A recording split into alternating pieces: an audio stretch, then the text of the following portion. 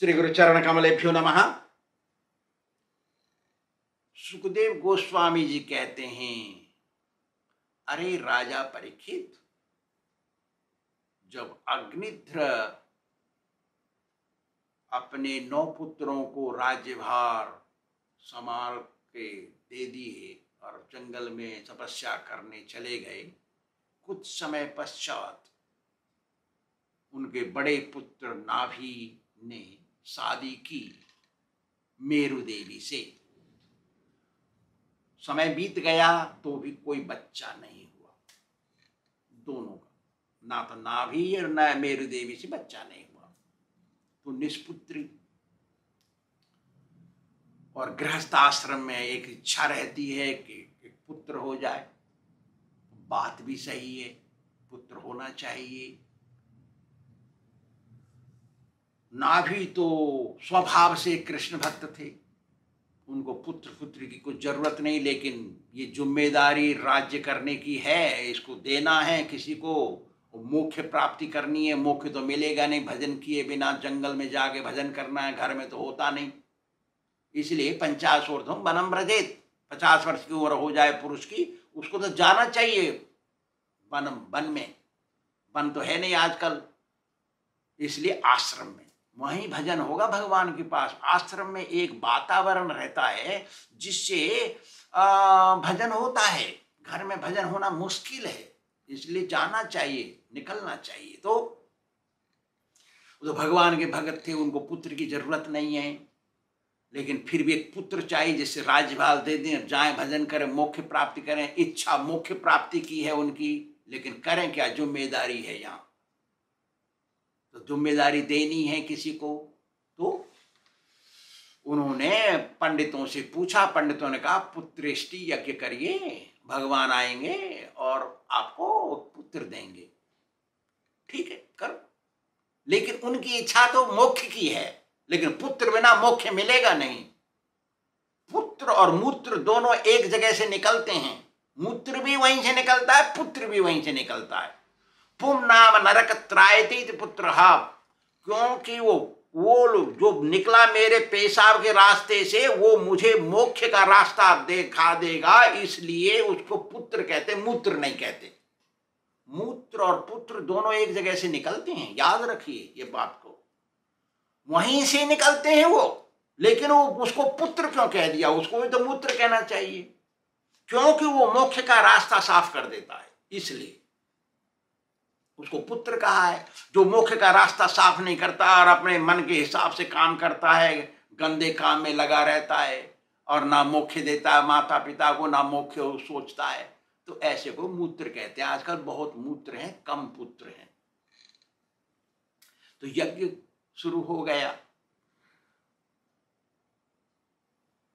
उनका लक्ष्य था भगवान का भजन करना, पुत्र लेना के लिए यज्ञ नहीं कर रहे हो, तो भजन करने के लिए यज्ञ कर रहे हैं। भगवान उनको मालूम है, न वेद यज्ञ धैर्य न दानेर न चेजया, किसी काल से, किसी द्रव्य से, किसी दान से, किसी समय, किसी ऋतु से, किसी यज्ञ से, किसी शास्त्र अध्ययन से, वेद अध्ययन से, वेद पारंगत से भगवान समझ में नहीं आते। भगवान बोल रहे हैं भगवत गीता में, तो राजा को मालूम है ये सब, तो यज्ञ करा रहे हैं। बाहर से यज्ञ जैसा दिख रहा है, पुत्रेष्टि यज्ञ, लेकिन अंदर से तो भगवान के भगत हैं, भगवान का भक्ति करने के लिए तो यज्ञ हो रहा है। उनकी इच्छा ऐसा है। राजा तो भगवान के प्रति पूर्ण समर्पित थे, उनका दिल भगवान के पास। यज्ञ कर रहे हैं क्योंकि पंडित करा रहे हैं, तो पंडितों ने कह दिया भाई तुम करो, जैसे हम कर देते हैं ऐसा कह देते हैं, चलो करो भैया, हम भी करते हैं यज्ञ। कोई भगत यज्ञ करता है वो वैष्णव यज्ञ होता है, हम लोग कर्मकांड यज्ञ नहीं करते।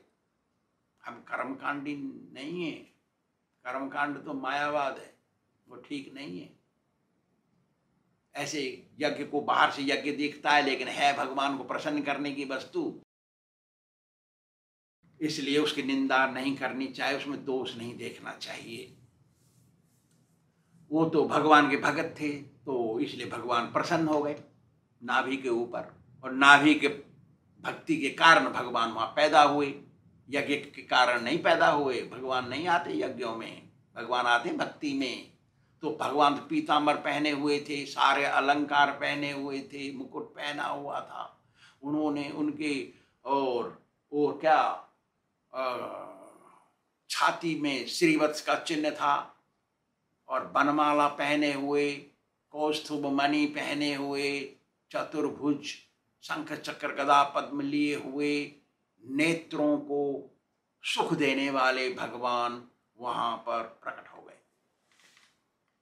जब भगवान प्रकट हो गए तो ऋत्विजों के साथ, मतलब यज्ञ करने वाले पंडितों के साथ राजा खड़े हो गए, हाथ जोड़ के सिर नवा के प्रणाम किए। राजा तो दिल से भगत थे, चलो भगवान आगे भूल गए। जब प्रेम बढ़ जाता है ना तो उल्टा चलता है। प्रेम का एक स्वभाव है, जब प्रेम अधिक बढ़ जाता है तो वो उल्टा चलता है। जैसे कोई आपका पति या पत्नी बहुत दिनों बाद दिखाई दी तो खुशी के मारे रोने लगते हैं। खुशी में तो प्रसन्न हंसना चाहिए, रोना कैसे हो गया? क्योंकि प्रेम इतना बढ़ गया देखते ही कि वो उल्टा चल गया। ऐसे ही राजा भूल गए प्रार्थना करना। तो देखा पंडितों ने, और राजा तो चुप खड़ा है, भगवान की तरफ देख रहा है मटक मटक के। तो ऋत्विजों ने प्रार्थना शुरू कर दी। पहले पूजा की उनकी, फिर हाथ जोड़ के प्रार्थना शुरू की। ऋत्विजों ने कहा, हे भगवान, हम सब आपके भगत हैं। पहले तो ये कहा, तो भगत के सामने ही प्रकट होते हैं भगवान, दूसरे के सामने प्रकट नहीं होते। ज्ञानी ध्यानी के सामने भगवान नहीं आते, भगत के सामने भगवान आते। तो पंडितों को पता है भगत के सामने आए, हमारे कारण नहीं आए, इसके कारण आए। तो कह रहे हैं वो सबसे पहले ये बात कही, हे भगवान, आप अपने भक्तों के सामने प्रकट होते हैं, हम सब आपके भगत हैं। लेकिन हम सबको अच्छी तरह से भक्ति कैसे करनी नहीं मालूम, हमको मालूम नहीं रास्ता। आप तो सर्वज्ञ हैं, सर्वजान हैं, आपको पता हमारे दिल में क्या चल रहा है, इसलिए हमारा प्रार्थना और प्रणाम स्वीकार करिए। जो इस संसार चक्र में जन्म ले लेता है, जो संसार चक्र में फंसा हुआ है माया में, उसको पता नहीं भक्ति कैसे होती है। हे भगवान, हम लोगों की ऐसा हो गया है, हमको पता नहीं कैसे भक्ति होती है, लेकिन हम कोशिश कर रहे हैं, इसलिए कोशिश करना चाहिए। भक्ति मार्ग में आ जाओ, मनुष्य शरीर मिला है हमको, भक्ति करो, हम सिखाएंगे आपको। आइए, फ्री सीखिए हमसे, मुफ्त में सिखाऊंगा मैं, और असली भक्ति सिखाऊंगा, सीखिए। और ये मेरी जिम्मेदारी होगी, आपको किसी न किसी प्रकार से सिखा दो। ये न के प्रकार, चाहे धमकाना पड़े, चाहे बकना पड़े, चाहे पीटना पड़े, चाहे समझाना पड़े, चाहे रसगुल्ला खिलाना पड़े, कुछ भी करना पड़े, रात दिन जगना पड़े, मैं जगूंगा, सिखाऊंगा। सीखिए, मैं सिखाऊंगा। शुरू में गलतियां होती हैं, शुरू में भक्ति सही से नहीं हो सकती, उसकी चिंता मत करिए। चिंता करिए कि आपको भक्ति करते रहना है, कंटिन्यूअस, नॉन स्टॉप। बसें चलती है ना विजयवाड़ा से गुंटूर, नॉन स्टॉप होती हैं, वो कहीं नहीं रुकती हैं, चाहे उसमें 2 सवारी बैठी हो। आदमी हाथ दे रहा हो, रुक जाओ, रुकेगा नहीं। ऐसी भक्ति होनी चाहिए। माँ बाप, भैया बहन, मौसी मौसा, काका ताऊ, कोई भी रोकने की कोशिश करे, पंडित पुजारी, रोकना नहीं है। जैसे भी भक्ति है, चाहे 2 सवारी बैठी है उसमें, चाहे पूरी भरी है पास हो, रुकेगा नहीं, चाहे कुछ हो जाए। ऐसे चलनी चाहिए हमारी भक्ति, तब हमारा दिल, हमारा स्वभाव, हमारा मन सब सही हो जाएगा, गुरु जी भी प्रसन्न हो जाएंगे। हे भगवान, पुजारी लोग कह रहे, पंडित लोग, हे भगवान, हम लोग तो अज्ञानी हैं, हमने आपको बुलाया एक इच्छा से। हमारी इच्छा है कि हमारा जो यजमान है राजा नाभि, उसको एक पुत्र हो जाए, इसलिए इस कामना से हमने आपको बुलाया। अरे हमारा तो स्वभाव हो गया, जैसे कोई गरीब आदमी जाए महान धनी के पास, और जो उदार हृदय वाला हो, उदार दान देने की इच्छा रखता हो। धनी लोग दान देना नहीं चाहते, वो लोभी होते हैं, वो मक्खी चूस के भी बाप होते हैं, इसलिए वो लोग धनी हैं। धनी लोग का भी बैकुंठ जाना मुश्किल है धनी लोगों को। क्यों? कि 3 दरवाजे होते हैं गेट के। त्रिविधम नरकस्येदम द्वारम नाशनमात्मनः, काम क्रोध तथा लोभ। काम क्रोध और लोभ 3 दरवाजे हैं नरक के। तो ये नरक में जाते हैं। तो कह रहे हैं पुजारी लोग, पंडित लोग, हे भगवान, जैसे गरीब आदमी एक महान धनी और उदार दानी के पास जाए और उससे थोड़ी सी भूसी मांगे, थोड़ी सी राख दे दो हमको या भूसा दे दो, ऐसा हो गया हमारे साथ। हे भगवान, हमने आपको एक पुत्र की कामना के लिए आपको बुलाया, तुच्छ कार्य के लिए, हमारे अपराध माफ कर दो। ऐसे ज्ञानी पंडित कहाँ मिलेंगे? आजकल तो पंडित रुपया मांगता है, रुपया की इच्छा से काम कर रहा है, उसको मंत्र फंत्र कुछ नहीं मालूम, उसका उच्चारण भी सही नहीं है। इनका उच्चारण देखिए, वेद का उच्चारण चलता है, उच्चारण देखते हैं भगवान, वही समझ में आता है। हे पूज्यतम, आप तो वरदान दे देते हैं, अपने भक्तों के ऊपर कृपा कर देते हैं, हमारे ऊपर थोड़ी कृपा कर दीजिए, हम तुच्छ भगत हैं तो भी। जो आप आत्माराम होते हैं, जिन्होंने प्रत्यक्ष अपने दिल के अंदर भगवान को देख लिया है, ऐसे लोग आपकी प्रार्थना करते हैं, हमारे बराबर तुच्छ प्रार्थना में कैसे सुनेंगे आप? हे भगवान, आपकी गुण लीलाओं को हम स्मरण करते रहे, ऐसा वरदान दे दीजिए। आप तो यहाँ आ गए हमारे सामने, अब हमको कुछ नहीं चाहिए, क्योंकि आपके दर्शन में सब कुछ है। जिसकी कामना से यज्ञ हुआ वो तो सब उसी के अंदर है, दर्शन के अंदर, इसलिए अब क्या चाहिए? लेकिन हमको एक आशीर्वाद दीजिए कि हम हर समय आपका याद करें, आपको याद करें, आप स्मरण में रहें, चाहे हम जब छींकें तो भी गोविंद बोलें, कहीं ठोकर खा जाएं, गिर पड़े तो उस समय हम गोविंद बोलें, कभी भूख लगे, भूख में तो असहाय भूख हो जाए तो उसमें भी गोविंद बोलें, प्यास लगे खूब जोर से तो भी गोविंद बोलें, कहीं गिर पड़ें, रिपट जाएं, वहाँ गोविंद बोलें, लेटते समय, बैठते समय, खड़े होते समय, हर समय आपकी याद रहे। हे भगवान, बीमार हो जाएं तब आपको याद करें। हे भगवान, जो अत्यंत कष्ट में हो उसमें बड़ा मुश्किल है भगवान को याद करना, इसलिए भगवान ऐसे समय में हम याद करें। हम शोक में याद करें, हंसते हुए याद करें, खुशी में याद करें, दुखी में याद करें, मरते समय याद आवें, ऐसा वरदान दीजिए हे दीन बंधो। ऐसे बोल रहे हो। हे भगवान, सृष्टि में ऐसी कोई वस्तु नहीं जो आप नहीं दे सकें, सब कुछ आप दे सकते हैं। हे भगवान, आप ब्रह्मा और शिव के भी ऊपर हैं, ब्रह्मा शिव भी आपकी प्रार्थना करते हैं। हे दीन बंधु, आप आ गए हमारे सामने, हम क्या मांगे आपसे? हम क्या मांग सकते हैं? आप परम सत्य हैं, बिल्कुल सही बात है ये। हमने पुत्र की कामना से यज्ञ किया, राजा मांगना नहीं जानते और भूल गए मांगना, इसलिए हम कह रहे हैं आप माया से परे हैं, आप अपने भक्तों को माया से अलग रखते हैं, आप भक्तों की सहायता करते हैं, भक्ति के कारण आप पैदा हो गए यहाँ हमारे सामने।